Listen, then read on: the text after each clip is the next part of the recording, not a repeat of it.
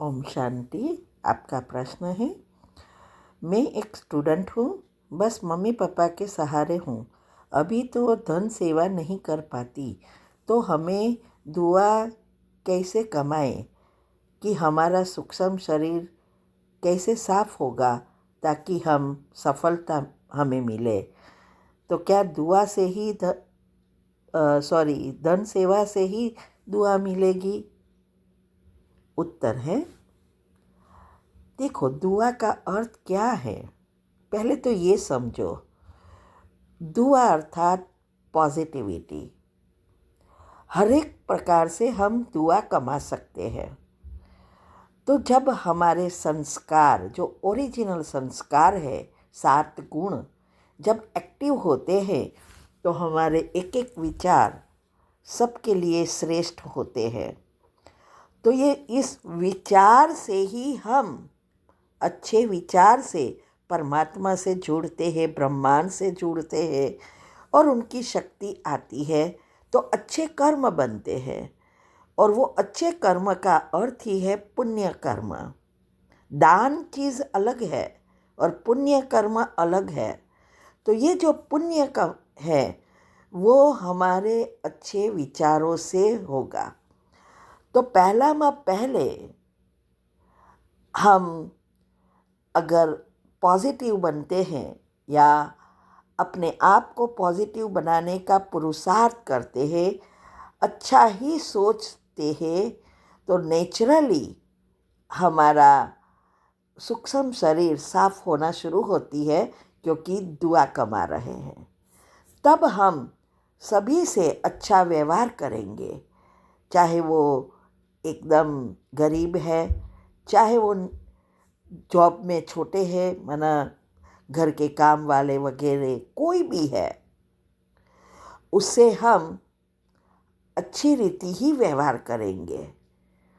तो उसके दिल से जो पॉजिटिव वाइब्रेशंस निकलते हैं वो दुआ है।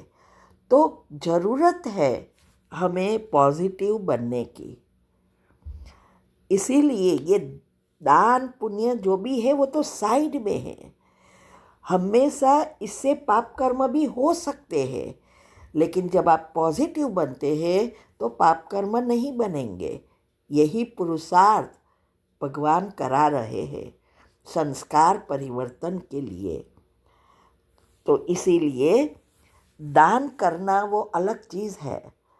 ये जो सेवाएं चल रही है वो जो हमने बताया है वो भगवान के कार्य है, या किसी के ज़रूरियातमंदों को हम देते हैं, वो अलग चीज़ है और उससे दुआ मिलती है। तो ये तो एक शॉर्टकट हमने बताया। बाकी दुआ, सबसे बड़ी दुआ तो अपने आप को परिवर्तन करने की है। तो ये डेफिनेशन पहले समझो कि दुआ कोई चीज़ से नहीं मिलती, ना बाज़ार में नहीं मिलती, लेकिन दुआ अपने अच्छे कर्म से बनती है।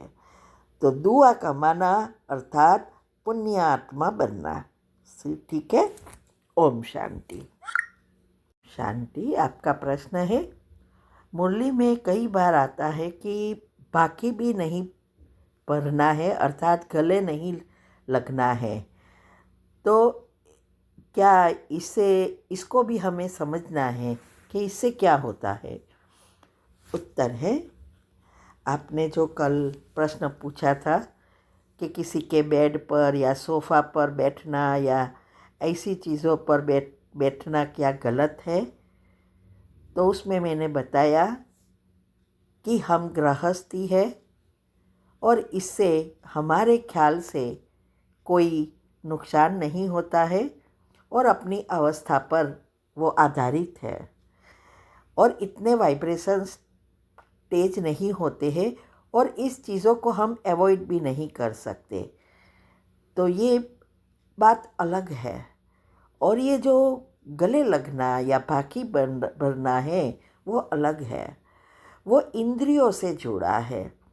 जो 5 इंद्रिय जिसको हमें वश करना है या काबू में लेना है, और ये 5 इंद्रियों जितनी वश में होगी उतनी हम आगे बढ़ सकते हैं। तो ये इंद्रियों में जैसे आँख है, वो नेचुरल हमें तुरंत इफ़ेक्ट देती है, और आँखों से जो भी देखते हैं वो जल्दी माइंड से नहीं जाता, इफ़ेक्ट करता है। ऐसे ही ये जो स्पर्श है वो भी एक इंद्रिया है। तो स्पर्श भी हमें बहुत बड़ा धोखा देती है, इतनी ही तेज है विकारों को बढ़ाने में। इसीलिए कहा गया है काम विकार के लिए। तो काम विकार भी दो चीज़ों से ही उत्पन्न होता है, एक देखने से और दूसरा टच करने से। इसीलिए ये टच करते हैं तो वो जो वाइब्रेशंस है डायरेक्ट हमें इफ़ेक्ट करता है, और हमारी इंद्रिया और कर्मेंद्रिया तुरंत उसको टच करने से एक्टिव हो जाती है। और हर एक के विचार अलग अलग होते हैं, और वैसे भी हर एक के मन अभी नेगेटिव है। अगर हमारी अवस्था अच्छी नहीं है तो तुरंत हमें इफ़ेक्ट करेगी, उसके जैसे विचार आएंगे। बैठने से ऐसा नहीं होगा, किसी के सोफ़ा पर या बेड पर सोने से, लेकिन किसी को टच करने से ये इफ़ेक्ट तुरंत होगा, क्योंकि ये वाइब्रेशंस उसके साथ घूम रहा है।